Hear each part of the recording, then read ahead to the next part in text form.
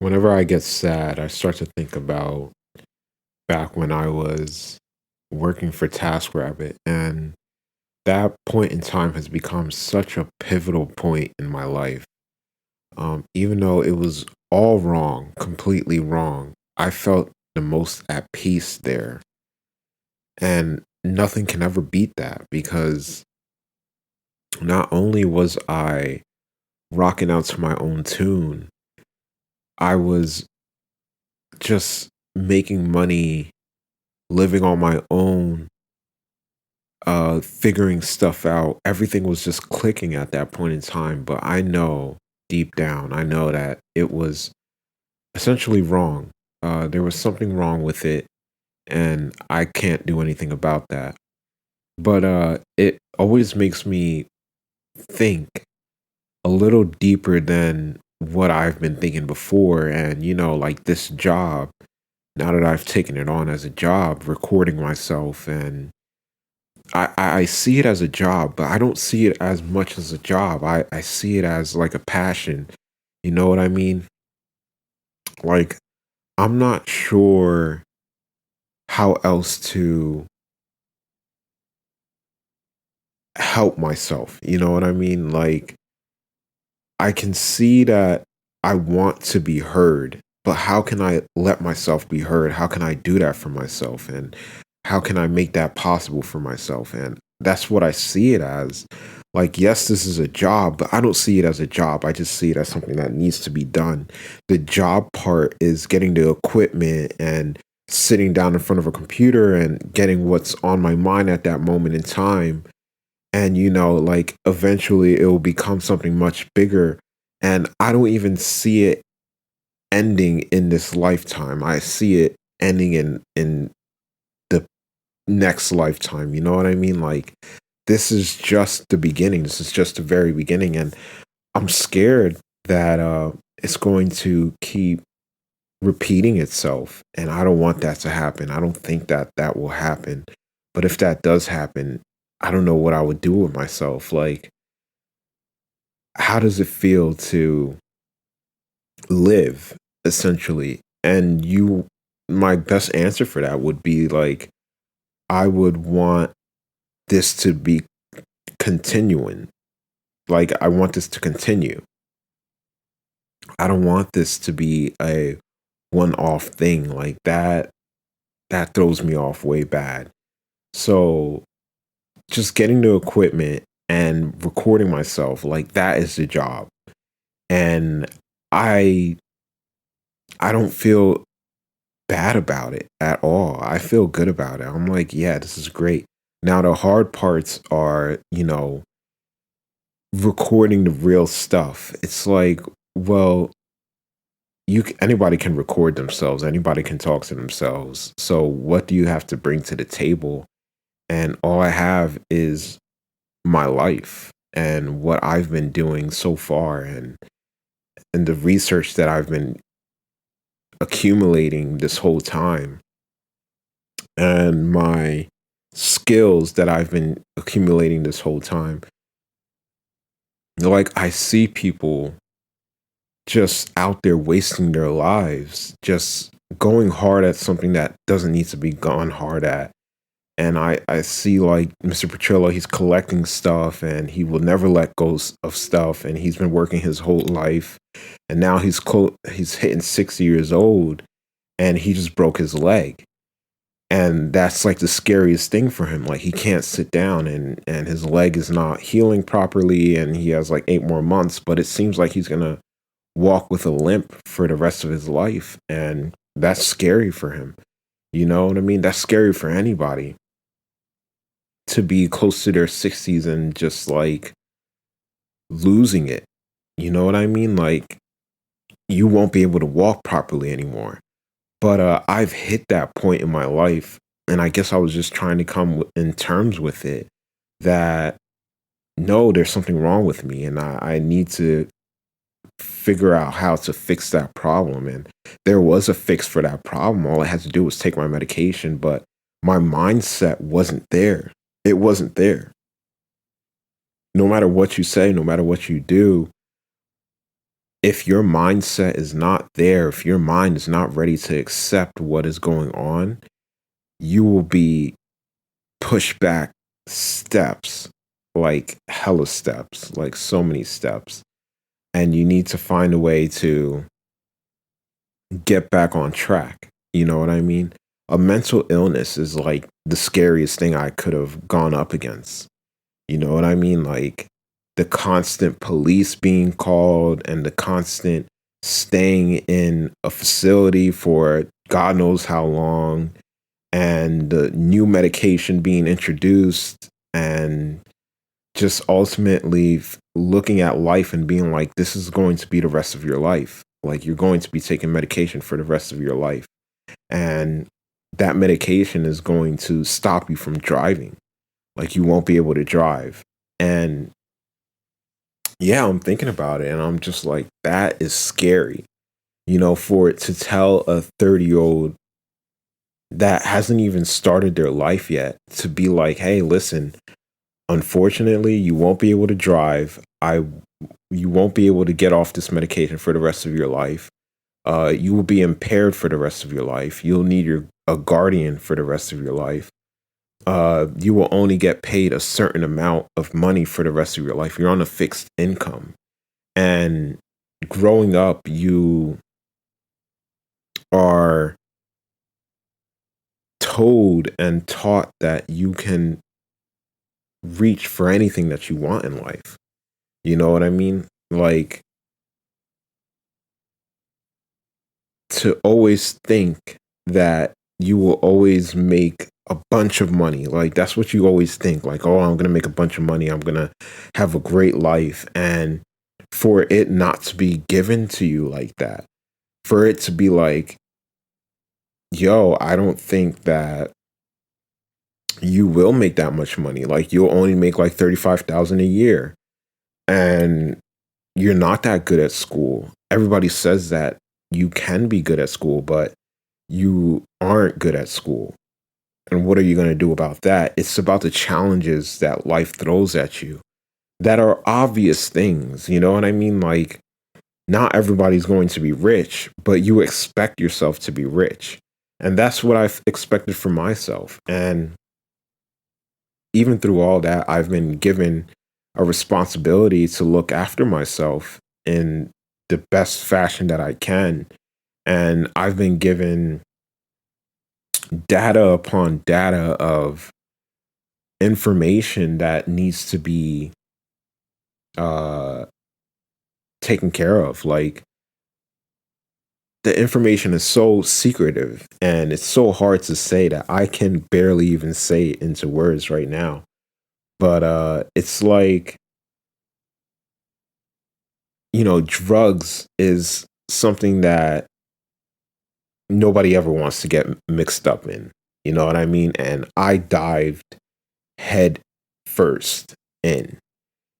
And when I dived head first in, there was no going back. You know what I mean? Like, it was my life and I accepted it for the way it was.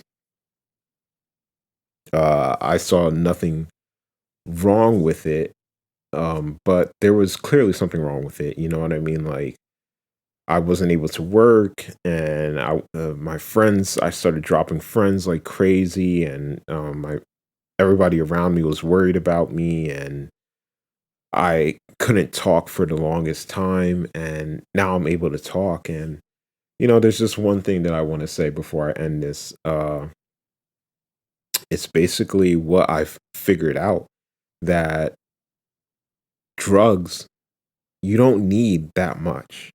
I know how the market is right now, and people are really worried about it because the stuff that they're pushing out is very, very strong, and these people are getting problems with it. Like, they're taking edibles, and the edibles are too much for them, and they're starting to hear voices and whatnot. And I personally believe that it's definitely a manifestation of something. You got to think about it. Like, what is this that people are experiencing? And why can't anybody handle it? You know what I mean? Like, there's people that get temporary psychosis. It's just temporary. It lasts for a day or two, and then they wake up and they decide that they're never going to do drugs again. And then that's it for them. You know what I mean? And then there's the people that get into the irreversible stage of schizophrenia. And for the rest of their life, they have to deal with something that is very, very profound, that is very, very tiring and hard to deal with. And every day of your life, you have to wake up and battle with it. It's really hard. But what I've learned and I've researched is that I don't think that people need that much. At least I don't need that much. Um, people, you think that you need a 99%, 98% THC value in something, but you actually don't. You know, if you just had 1%, that would be good enough for you.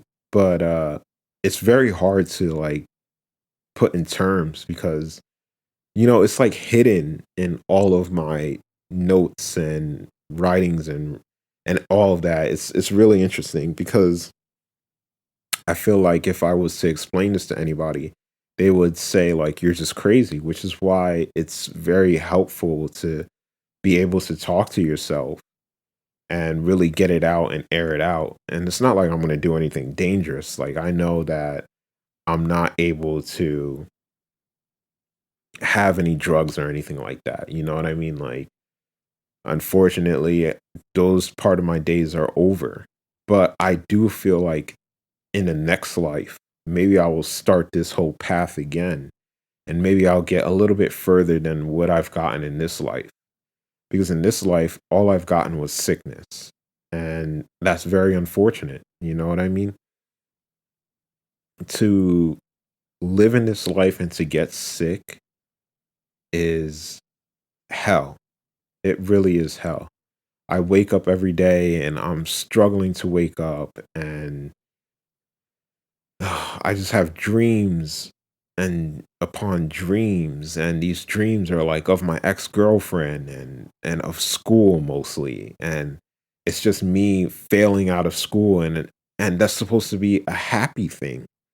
Like it's not supposed to be a sad thing. Like you think that failing out of school is the saddest thing in life. It's like I'm feeling what a teenager is going through right then and there. Like a teenager is failing out of school and they're starting to act out like they believe that they're not good enough because the whole world is telling them that they're not good enough.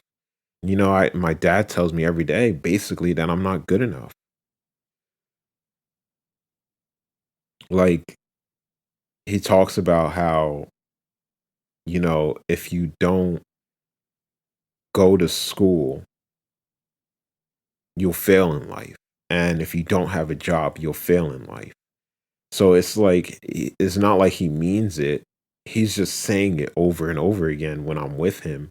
And I'm just like, I get it. But I don't think that this is the end. I don't think that we should be so worried about kids not being able to pass classes and kids that are acting out. Like I think we're looking at this in the wrong way. I really do. Right now I'm at the hypothesis that people with mental illnesses have powers. And it might seem crazy at first, but if you think about it a little bit more, like, why wouldn't we have powers? Why wouldn't that be a thing? You know what I mean?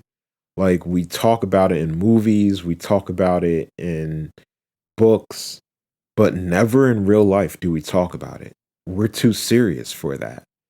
If anybody started talking about superpowers, they'd be like, are you fucking crazy? Is there something wrong with you? And it's just like, no, I don't think there's something wrong with me. I'm just looking at a dire situation a little bit differently than what everybody else is viewing it as. You know what I mean? Like mental illness is a sad thing. It's it can break apart families. And the thing that surrounds it mostly is like drugs. You know what I mean? It's like drugs cause schizophrenia, and these people are like crazy. You know what I mean? That's how they described him. Like, you're absolutely crazy. There's something wrong with you. You need to get checked out. And nobody wants to deal with you after you get checked out because you don't want to take your medication. And it's a very sad thing. But I think we need to look at it a little bit differently. You know what I mean? I guess I'm still not ready to talk about what I wanted to talk about, but that was the gist of it, guys. I just wanted to make a quick recording. Uh, these days are going by, and I feel like I'm getting swamped with work. Honestly, like Miss Pachola has me working like crazy, and I have to help out my family as well. And when you're disabled and you look perfectly fine, people treat you a certain way. You know what I mean? You're not like in bed the rest of your life. You're walking around, you're eating, you're getting your own food, you're going to the store, you have money coming in. They look at you differently. You know what I mean? Like,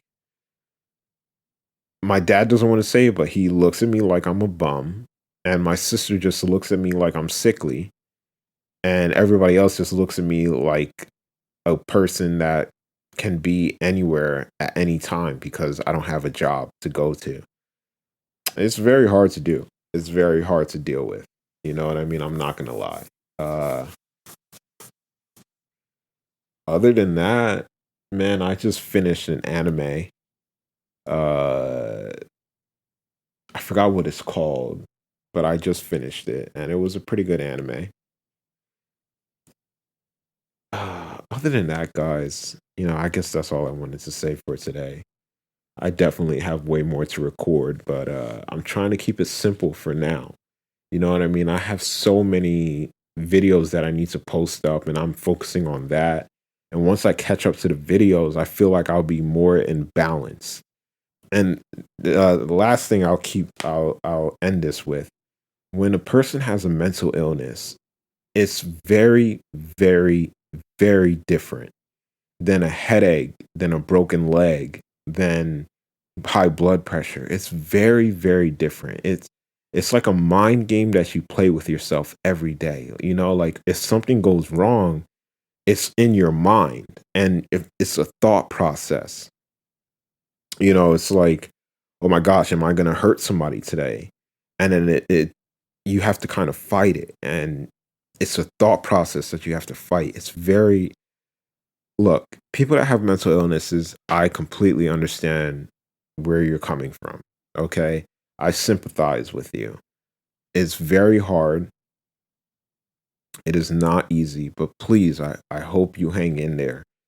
Something, hopefully, someone can get us out of this rut. And hopefully, it's me. Like, hopefully, because I have visions of myself being this kid in the future and being able to teleport. And if you can teleport in the future, there must be, there must be, there must be other things out there. You know what I mean?